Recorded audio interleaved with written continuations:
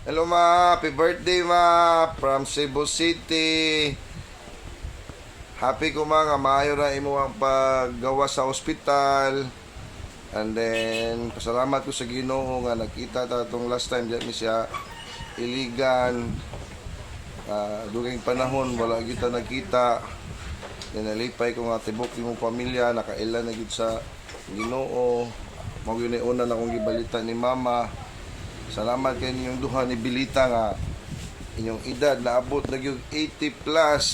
Congrats ana ma, talag sara kay makaabot ana ma. Grasya na nagihatag sa Ginoo gyud. Amping kanunay. Mag-pray ko continuous nga may aray panglawas. Salamat nga magstoryahan na ita. And then mag-ampo gyud ta. Mo na akong ganahan nga imo kong i-encourage. Then believe po ko nimo kay maay kay kamo mukuha og business diya ko nakat-on nimo pod.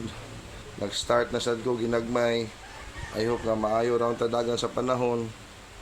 Then I hope nga i-appeal po ko nimo sa imong mga prayers. Salamat sa Ginoo nga imong mga anak maayo pagabutang, imong mga apo nalipay ko ma. And then I wish you good health always ma. Magkanunay mi mag-ampo kanimo. Bye-bye ma, happy birthday, happy birthday. Hello, Lucy. Kumusta naman ka? Nag-pray man ko nimo everyday. Before ma-sleep ko, nag-pray jud ko nimo nga tagapa ka sa Ginoo strength. Unya, naisayod man ka nga save ka no. Wala na problema kung mabot ang panahon nga mawatas kalibutan, ready naman ta. Ready ta always. Anang ato lang nga inapuo na ta sa Ginoo kanunay. Pasalamat ta niya nga maayo ra sad target bisan pag dili ta maayo pagkabutang apan maayo man ang atong panglawas.